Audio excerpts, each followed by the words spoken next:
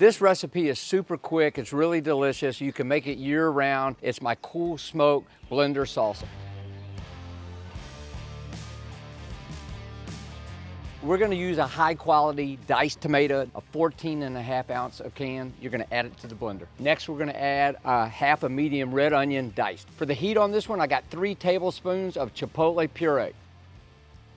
Next ingredient, 5 teaspoons of fresh minced garlic.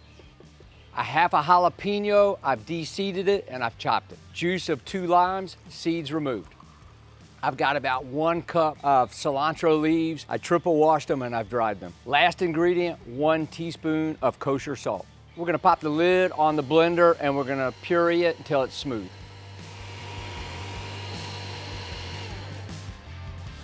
So simple. You can modify this recipe, make it your own, but it's really great for chips, enchiladas, quesadillas. You can buy it at the store if you want, but this is so simple to make. What did it take me? A couple minutes to make. Let's give it a go and see how we did.